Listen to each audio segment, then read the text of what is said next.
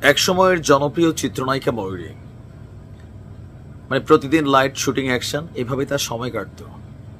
এখন মাঝখানে আমরা দেখেছি তিনি ঢাকা শহরের বিভিন্ন গাড়িতে ধর্মীয় বিভিন্ন বই বিক্রি করেন। এরকম অসংখ্য অভিনেতা অভিনেত্রী হারিয়ে গেছে চলচ্চিত্র অঙ্গন থেকে। সময় সবকিছু নির্ধারণ করে দেয়।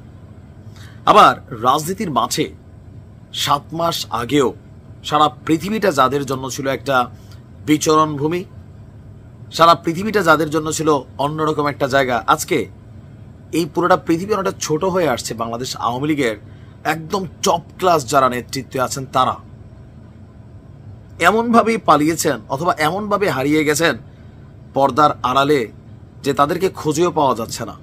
তবে অবশেষে সজীব ওয়াজেদ জয়ের একটা ছবি ভাইরাল হয়েছে।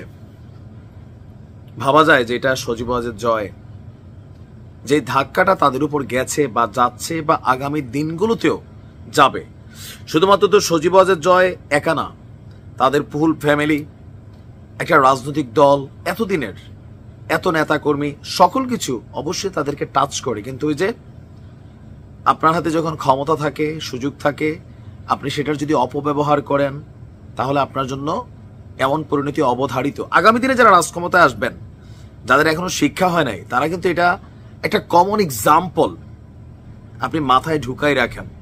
ছাত্রলীগের নেতা দেখেন, যুবলীগের নেতা দেখেন, প্রত্যেকের আজকে অবস্থানটা দেখেন।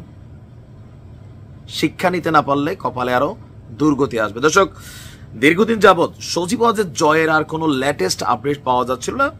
5ই আগস্টের পর সর্বশেষ আপনার সম্ভবত 5 আগস্ট বা 6 আগস্ট তিনি ফেসবুকে কয়েকটা লাইভ টেপ করেছিলেন। এরপরে তিনি উধাও। 7 মাস পরে তার দেখা মিলেছে।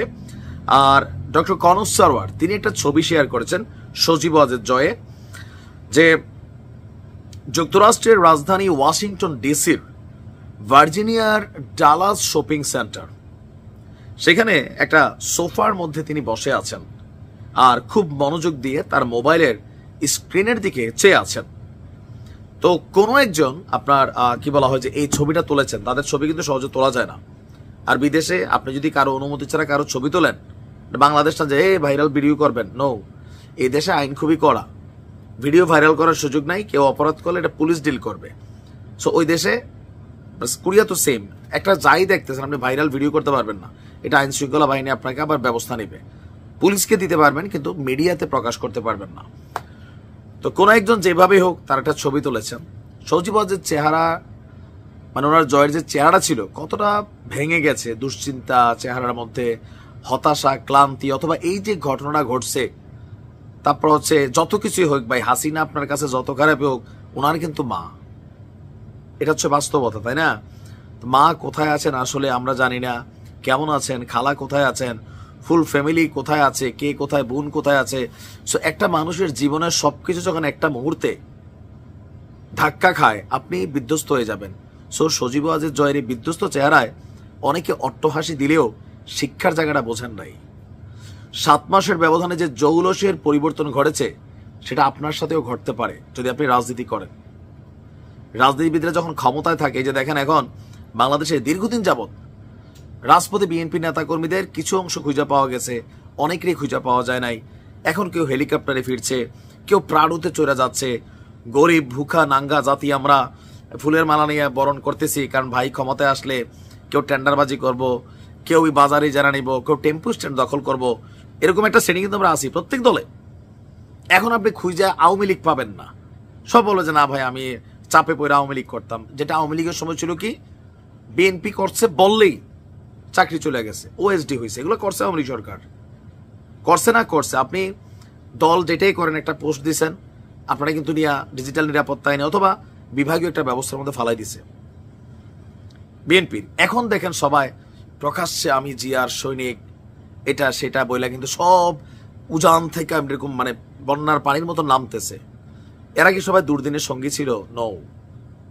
যারা দুর্দিনের সঙ্গী ছিল, আপনি বিএনপির একটু কমেডিগুলো দেখেন, যারা এতদিন বাংলাদেশে গত 17 বছর অন্যায়, অত্যাচার, লাঞ্ছনা, গঞ্ছনা পাইছে, মিথ্যা মামলা, ভুয়া, বক্কর চক্কর, এদের মধ্যে আপনি দেখবেন যে 5% কর্মী পজিশনে এখন আর নাই।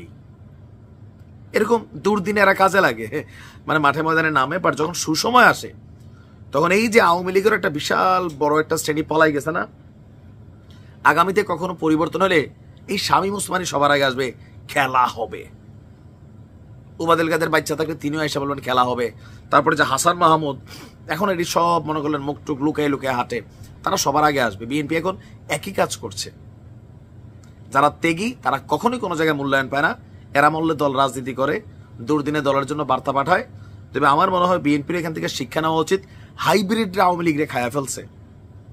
বিএনপি জামাতের যে প্ল্যানটা কাজে দিছে আওয়ামী লীগের মধ্যে ঢুকে যাওয়ার, হাইব্রিডদের কারণে হয়েছে। টাকা খরচ করছে, উড়াইছে। আর লোকাল ভুখা নাঙ্গা যে নেতা কর্মীরা ছিল, যে টাকা উড়েছে তার পিছনে গেছে। সে কে, কার লোক, তার মোটিভটা কি, এগুলো কিন্তু তখন মুখ্য ছিল না। বিএনপি তো আমি এটা পরিলক্ষিত করছি, আমার এলাকায় আমি দেখছি কয়েকজন মানুষ যারা বিএনপির খুবই দুঃসময় খাটছেন, তারা কিন্তু এখন কমিটি টমিটিতে জায়গা পাচ্ছেন না, অফিসে ঢুকতে পারে না। কেন হচ্ছে এটা? এটা আপনার পরিণতি আবার এরকম আনবে, মাথায় রেখেন। ত্যাগীদেরকে, দলের প্রকৃত কর্মীদেরকে আপনার মূল্যায়ন করতে হবে। এটা হচ্ছে বাস্তবতা। তো সজীবদের জয়ের এই ছবি দেখা উচ্ছ্বসিত হওয়ার সাথে সাথে শিক্ষা নেওয়ার বিষয় আছে। কারোর কখনো বিপদ দেখে আপনি আবার বেশি খুশি হয়েন না, আপনার আমল নামা আবার এরকম লেভেলে চলে যেতে পারে। এই ছবিটা একটা জীবন্ত সাক্ষী। যারা শিক্ষা নেওয়ার শিক্ষা নিচ্ছেন, হাহারি এর দেওয়ার দিচ্ছেন, সময় নির্ধারণ করবে আপনার কপালে ব্যক্তি জীবন হতে পারে এরকম চিন্তার বাস পড়বে কিনা। ঠিক আছেন তো আপনি? ভালো থাকুন।